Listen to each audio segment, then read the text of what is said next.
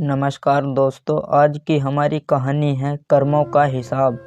अस्पताल में एक एक्सीडेंट पेशेंट का केस आया। मरीज बेहद सीरियस था क्योंकि उसको चोट काफ़ी ज़्यादा लगी हुई थी। अस्पताल के मालिक डॉक्टर ने तत्काल खुद जाकर आईसीयू में केस की जांच की। डॉक्टर ने तुरंत ऑपरेशन करने का फैसला लिया। 2-3 घंटे के ऑपरेशन के बाद डॉक्टर बाहर आया और अपने स्टाफ को कहा कि इस व्यक्ति को किसी प्रकार की कमी या तकलीफ न हो और इससे इलाज व दवा के पैसे न लेने के लिए भी कहा। मरीज लगभग 15 दिन तक अस्पताल में रहा।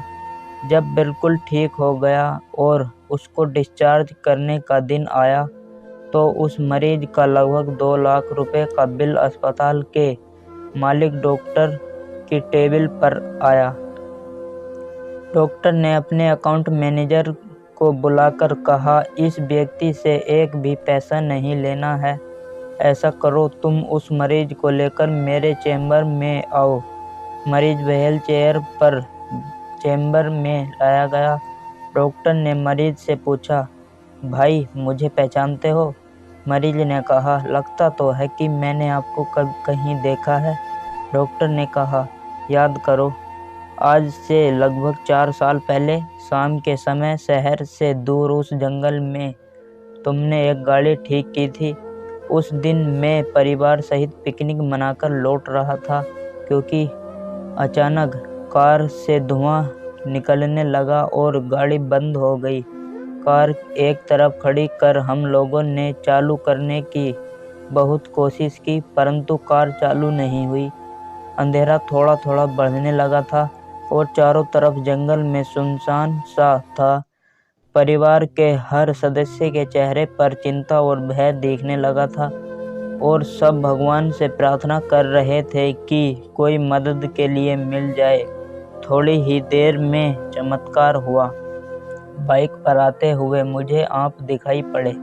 हम सब ने दया की नज़र से दोनों हाथ ऊपर करके तुमको रुकने का इशारा किया। तुमने बाइक खड़ी करके हमारी परेशानी का कारण पूछा। तुमने कार बोनट खोलकर चेक किया और कुछ ही क्षणों में कार चालू कर दी। हम सब बहुत खुश हो गए। हमको ऐसा लगा कि जैसे भगवान ने आपको हमारे पास भेजा है, क्योंकि उस सुनसान जंगल में रात गुजारने के ख्याल मात्र से ही हमारे रोंगटे खड़े हो रहे थे। तुमने मुझे बताया कि तुम एक गैराज चलाते हो। मैंने तुम्हारा आभार जताते हुए कहा था कि रुपए पास होते हुए भी ऐसी मुश्किल समय में मदद नहीं मिलती। तुमने ऐसा कठिन समय में हमारी मदद की है, यह अमूल्य है। परंतु फिर भी मैं पूछना चाहता हूँ कि आपको कितने पैसे दूंगे? उस समय तुमने मेरे आगे हाथ जोड़कर जो शब्द कहे थे, वह शब्द मेरे जीवन की प्रेरणा बन गए।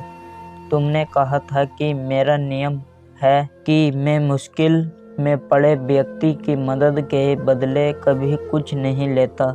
मेरी इस मजदूरी का हिसाब भगवान रखते हैं।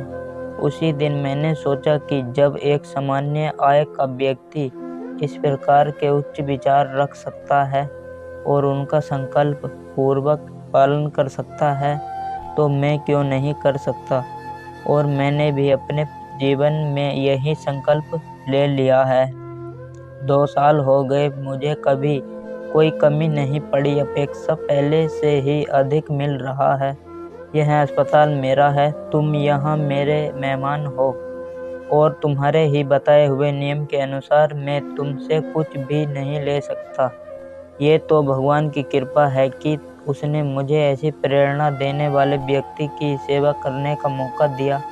मुझे उस ऊपर वाले ने तुम्हारी मजदूरी का हिसाब रखा और वो हिसाब आज उसने चुका दिया।